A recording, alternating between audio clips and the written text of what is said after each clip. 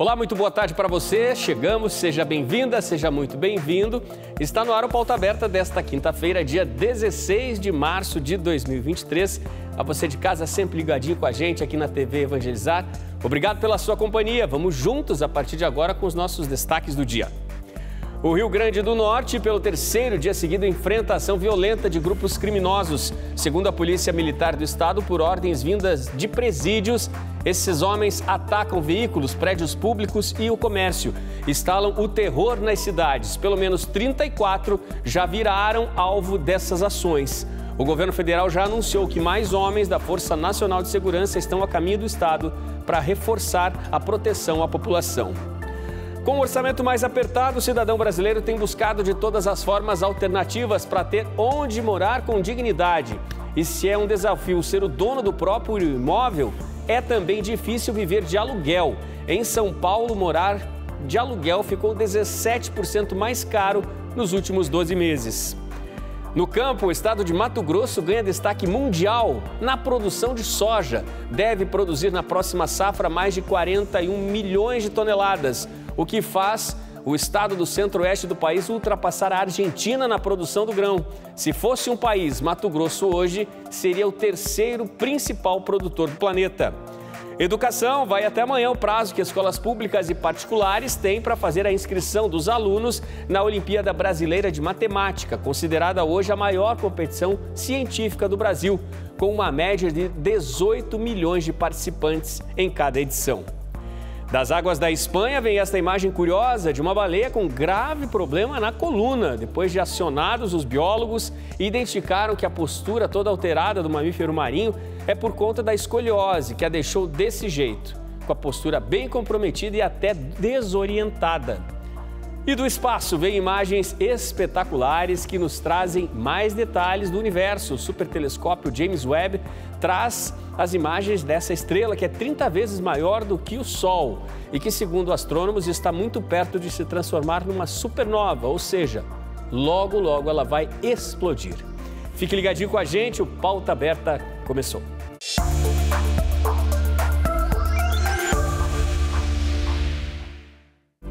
Pelo terceiro dia seguido, o Rio Grande do Norte viveu uma madrugada de ataques criminosos. As ordens para esta sequência de ações que deixa a população aterrorizada, de acordo com informações divulgadas pela Polícia Militar do Estado, teriam partido de grupos criminosos que estão nos presídios do Rio Grande do Norte. Os ataques pelo terceiro dia foram violentos, dessa vez registrados na capital Natal e em pelo menos outras 8 cidades. A ousadia dos grupos criminosos desde a noite de ontem e também ao longo da madrugada foi porque dessa vez a violência ocorreu mesmo depois da chegada de 100 homens da Força de Segurança Nacional. Ainda ontem à noite, em Natal, os criminosos expulsaram funcionários, atiraram nas câmeras de segurança e atearam fogo num posto de combustíveis. Hoje, pela manhã, o alvo na capital foi um ônibus. Depois de expulsar motorista e passageiros, os criminosos incendiaram o veículo. Com mais este ataque, a prefeitura da cidade informou que toda a frota será recolhida. Decisão do sindicato, pensando também na segurança dos trabalhadores e usuários do sistema. A operação de trens urbanos em Natal também foi suspensa. Ontem à noite, uma estação foi atacada e obstáculos jogados na linha de trem. Também em Natal, nas últimas horas, houve a tentativa de roubo a um supermercado. 6 suspeitos foram presos. Na cidade de São Gonçalo do Amarante, um supermercado foi incendiado. Ataques violentos durante a última madrugada também foram registrados nas cidades de São Paulo do Potengi e João Câmara. Em Macau, um prédio público foi incendiado e tiros foram disparados em frente à delegacia. Caicó, Mossoró, Florânia e Coronel Ezequiel também estão na lista das cidades que sofreram ataques violentos nas últimas horas. Hoje, quase todas as linhas de ônibus intermunicipal que partiam da capital Natal nem entraram em funcionamento. O serviço de coleta de lixo e o atendimento nas unidades de saúde também estão interrompidos por tempo indeterminado na maior cidade do estado. Desde o início desta série de ações criminosas, na madrugada da última terça-feira, 57 suspeitos de envolvimento nos crimes foram presos. Ao menos 15 armas, 46 explosivos e 10 galões de combustíveis foram apreendidos. Já há o registro de ataques violentos a pelo menos 24 cidades do Rio Grande do Norte. Depois de mais esta madrugada de terror, o governo federal informou hoje que vai mandar ao estado mais homens da Força Nacional de Segurança. Pelo menos outros 220 militares e civis já estão a caminho do estado. Cenas tristes, assustadoras, essas ações criminosas já por 3 dias seguidos no estado do Rio Grande do Norte. Fica aqui a torcida para que tudo fique em paz o quanto antes. Falando agora de orçamento, o brasileiro está com o dinheirinho cada vez mais apertado. E para quem precisa pagar aluguel, esta realidade é ainda mais difícil. Só nos últimos 12 meses, morar de aluguel ficou, em média, 17% mais caro no país. Com um orçamento cada vez menor, o brasileiro está procurando apartamentos cada vez menores para morar. Só a cidade de São Paulo, em 2022, ganhou mais de 16.200 microapartamentos, que têm até 30 metros quadrados. O número representa quase 70% do total de lançamentos. Os dados de um índice que monitora o preço de aluguéis no Brasil ajudam a explicar essa tendência de apartamentos cada vez menores. Das 25 cidades brasileiras monitoradas, 23 tiveram um aumento no valor. Florianópolis, Goiânia e Rio de Janeiro estão no topo da lista. A principal hipótese é o efeito inflacionário, que leva os proprietários a cobrarem cada vez mais pelos imóveis. E a segunda hipótese é a sazonalidade do mercado, pois é agora no início do ano que geralmente se reajustam os contratos. Para os pesquisadores, a tendência para os próximos meses é de desaceleração, ou seja, na prática, pode vir um certo alívio para quem paga aluguel.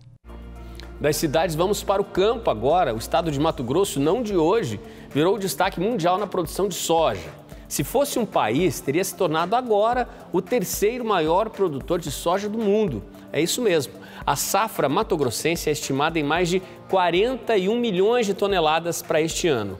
Os dados são de um levantamento do Instituto Mato Grossense de Economia Agropecuária. No Mato Grosso, a safra de soja para este ano é estimada em 41,46 milhões de toneladas, desbancando a Argentina, atual 3ª colocada no ranking de produtores dos Estados Unidos. A safra do país sul-americano, no mesmo período de comparação, é estimada em 33 milhões de toneladas pela Agência dos Estados Unidos. Mas a produção argentina tem declinado acentuadamente, ao ponto de que a estimativa dada pode chegar a apenas 27 milhões de toneladas no ciclo atual. De acordo com a Bolsa de Comércio de Rosário, os dados foram divulgados no início deste mês. Já o estado matogrossense, mesmo enfrentando um período de estresse hídrico, deve produzir 1,4% a mais de soja do que o registrado na safra anterior. Entre os motivos estão o crescimento de áreas agriculturáveis e o emprego de tecnologia de ponta. O dado coloca a safra de 2022-2023 como a pior desde a virada do século. O tombo brusco na produção argentina acontece devido à crise climática enfrentada pelos agricultores, na qual uma seca histórica sem precedentes tem arrasado a região dos Pampas, principal produtora de grãos no país. De acordo com especialistas, os agricultores argentinos enfrentam perdas de 14 bilhões de dólares e 50 milhões de toneladas a menos na produção de grãos de soja, milho e trigo.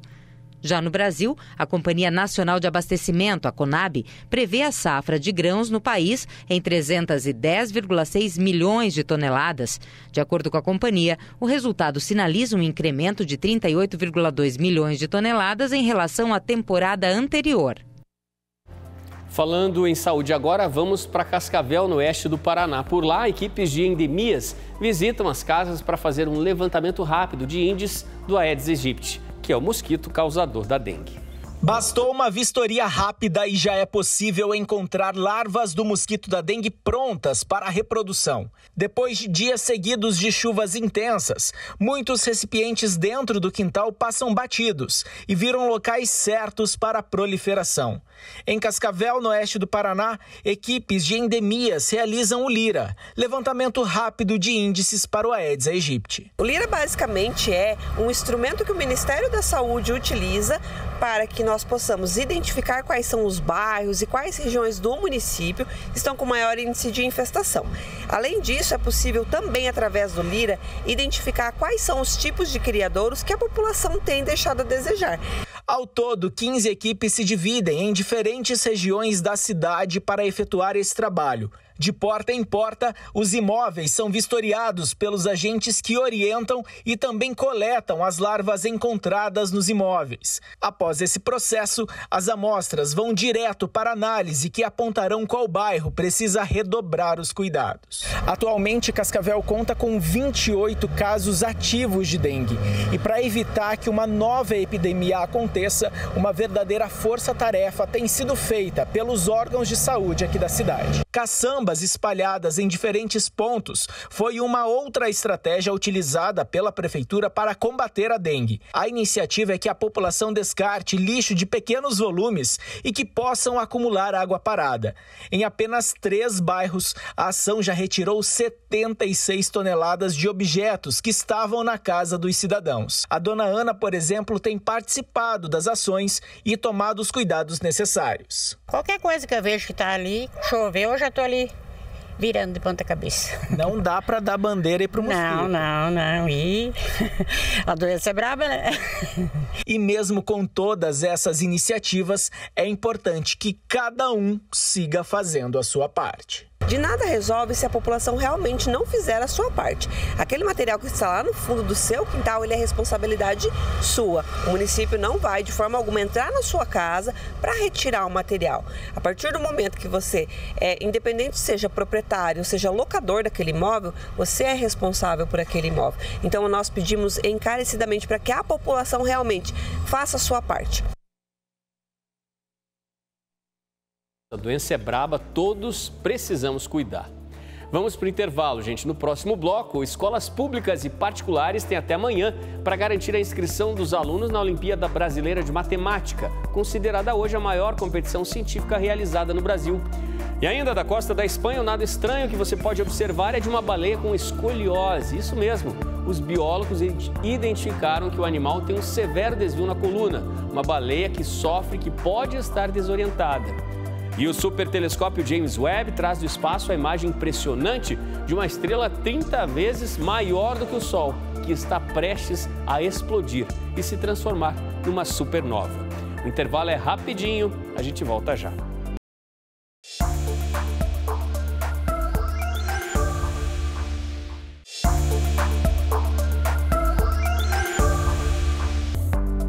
Pauta Aberta está de volta para este segundo bloco. Você de casa, sempre ligadinho com a gente aqui na TV Evangelizar.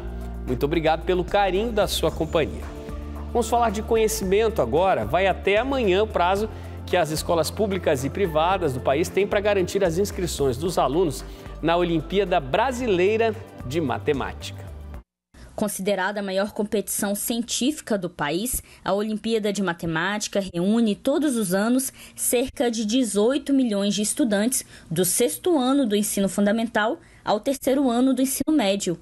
O Matheus tem 15 anos e foi o primeiro aluno a receber ouro na Olimpíada de Matemática, na cidade de Cipotânia, no interior de Minas Gerais, em 2022. Não é só sobre competir, é mais sobre você testar seu conhecimento e perceber que o estudo não precisa ser algo tão chato.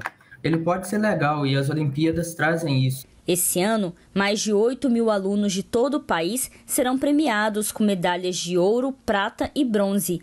Além das medalhas, os vencedores vão poder participar do Programa de Iniciação Científica Júnior. As inscrições devem ser realizadas pelas escolas na página da Olimpíada e são gratuitas para as de ensino público. E uma novidade nesta edição é que a organização vai distribuir outras 20 mil medalhas para quem se destacar na competição. O que a gente percebe é que uma medalha, uma menção honrosa estimula muito não somente o aluno que recebe essa premiação, mas também seus colegas e a escola. E uma preparação também, né? Mais do que especial a tantos estudantes aí que se preparam para melhor apresentar aí, resolver as situações da matemática, se preparam também para terem passos mais assertivos na vida. No coração de Recife, ao redor de uma das mais importantes igrejas da cidade, centenas de famílias pobres, já há aproximadamente 20 anos, ocupam com palafitas uma área valiosa e lutam ali para a conquista de mais dignidade. Todo mês, uma ação importante da igreja garante alimento e assistência de saúde a essas pessoas. A comunidade se formou ao redor da Capela Nossa Senhora do Pilar, que pertence à Igreja Madre de Deus, no coração de Recife. Há 2 décadas, centenas de famílias ocuparam a região em palafitas.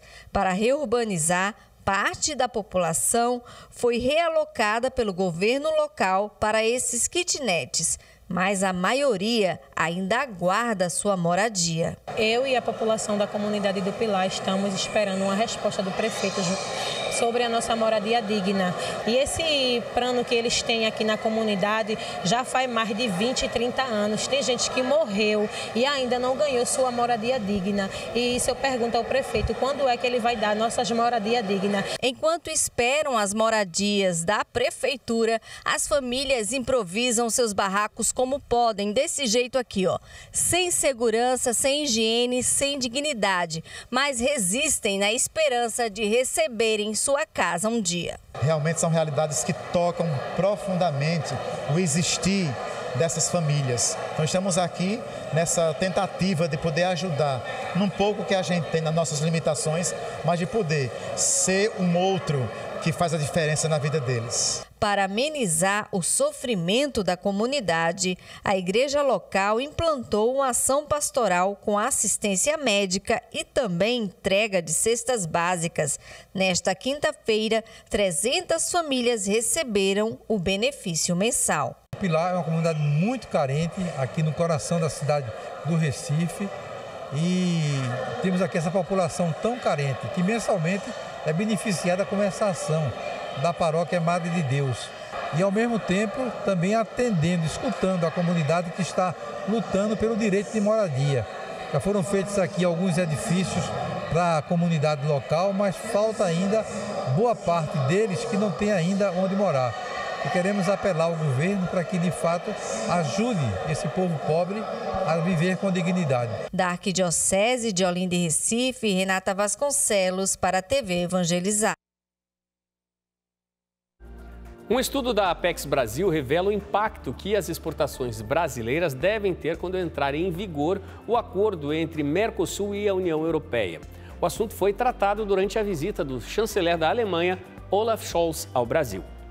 O futuro acordo a ser fechado entre os países do Mercosul e da União Europeia pode representar uma das maiores áreas de livre comércio do mundo, com uma população conjunta de cerca de 720 milhões de habitantes e PIB de mais de 19 trilhões de dólares. É o que mostra um estudo da Apex Brasil.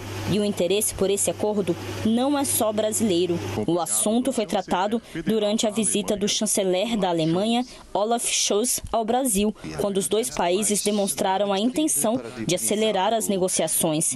E as boas perspectivas devem ajudar o país a recuperar o espaço no mercado europeu. As exportações brasileiras para a União Europeia oscilaram nas últimas décadas. Entre 2001 e 2011, houve aumento médio anual no valor de exportações de 14,3%. Já entre 2012 e 2021, houve diminuição média anual de 2,8% no valor exportado. Na contramão dessa tendência, a exportação de produtos primários, as chamadas commodities, subiu. Desde 2012, as exportações desse tipo de produto passaram de 35,8% para 53,7% do total exportado. São itens como óleo bruto de petróleo, soja e café não torrado. O acordo trará impulso para o crescimento de outras indústrias brasileiras. Segmentos de plásticos, carnes, máquinas e equipamentos serão os mais beneficiados, além também dos de couro, como no ramo de calçados. Existe essa vontade de ampliar também as nossas exportações para lá, primeiro, dada a importância que a região tem para as exportações brasileiras e, ao mesmo tempo, a baixa importância que o Brasil tem nas importações totais do mercado, que é menos de 1% de tudo que a União Europeia importa hoje. Segundo a Apex Brasil, as empresas brasileiras pagam, em média, 4,5% em tarifas de exportação. Com o acordo, as tarifas serão reduzidas a 90% em 15 anos, o que vai beneficiar a expansão das exportações para outros setores. Nós estamos trabalhando para fazer o lançamento no dia 16 de março desse documento que mostra claramente o mapa do potencial de investimentos da União Europeia aqui no Brasil. Entrou em vigor agora, neste mês de março, a lei que dispensa consentimento do cônjuge para autorizar o procedimento de laqueadura e vasectomia. A nova lei 14.443/2022 traz essa e outras mudanças.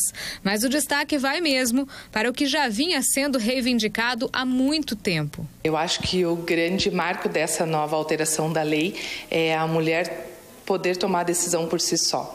Até então, até agora, dia 5 de março, a lei que estava em vigor, ela dizia que a mulher precisava do aval do companheiro, né, do cônjuge ou do companheiro, e vice-versa. O homem também, para fazer a vasectomia, era necessário que ele tivesse a autorização da esposa ou da companheira. Então, isso eu acho que ficou mais marcante nessa alteração de lei, porque agora cada um decide pelo seu corpo, que é o que a gente vem buscando há tanto tempo, né? E, além disso, a idade mínima. Então, antes eram 25 anos, hoje com 21 anos a mulher pode estar, sim, requerendo a laqueadura, ou 2 filhos vivos, né? Então, eu tenho menos de 21 anos e tenho interesse, eu preciso ter pelo menos 2 filhos vivos. A mulher pode solicitar a laqueadura durante o período do parto, o que não era permitido na legislação anterior, de 1996. É necessário manifestar a vontade com 60 dias de antecedência, porque há um processo a ser seguido. O processo ele continuou o mesmo, né? Então, só foram algumas alterações nessa questão das condições para serem realizadas.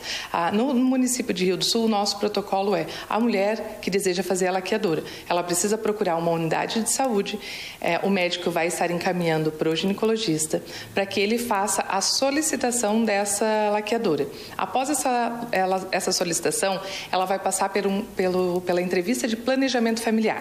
Nessa entrevista, nós temos um hall de documentos, no qual é obrigatório pelo Ministério da Saúde. A legislação manteve a exigência da manifestação pela cirurgia em documento escrito e firmado.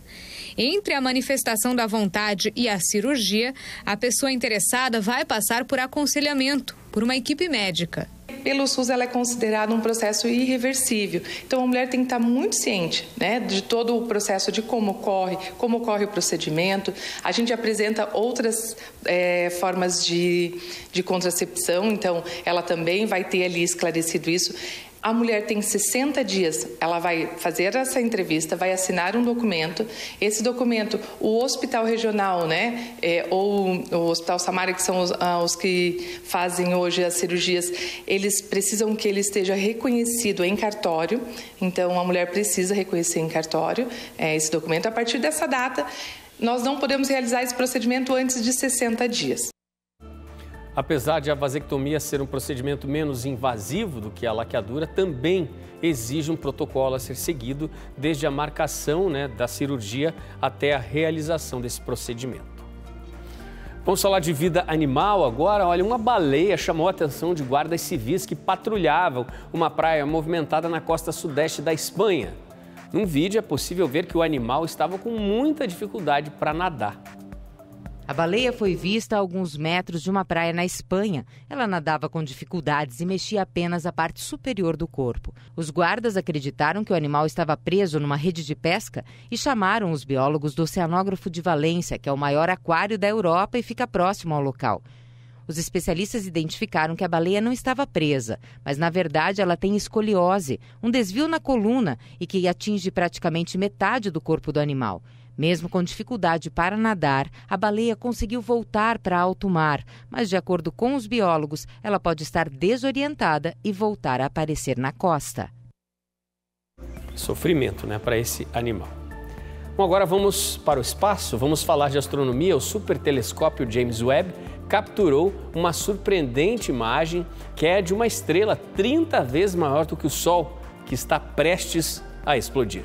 O Observatório Espacial capturou uma imagem rara. Uma estrela chamada Wolf Rayet, WR-124, que está na constelação Sagitário, a 15 mil anos-luz da Terra. Este tipo de estrela é uma das mais luminosas e massivas no universo.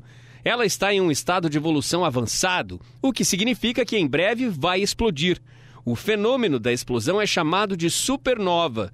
Nem todas as estrelas passam por esse período antes de explodir. Por isso é uma imagem tão valiosa aos astrônomos. E é uma oportunidade especial para que eles possam estudar as etapas percorridas pelo astro até o momento final. Essa fase turbulenta da estrela pode ajudar a desvendar o começo do universo, já que no início de tudo as explosões dos astros se espalharam para todos os lados e assim permitiram o surgimento de outros corpos celestes, até mesmo o planeta Terra. Imagens surpreendentes, né, que nos traz aí o supertelescópio James Webb e que nos desvenda um pouquinho, né, dos grandes mistérios do universo. Pauta Aberta está terminando por aqui. Muito obrigado pela sua companhia. Ótimo fim de tarde para você. A gente volta a se encontrar amanhã, sexta-feira, aqui na TV Evangelizar. Tchau, tchau.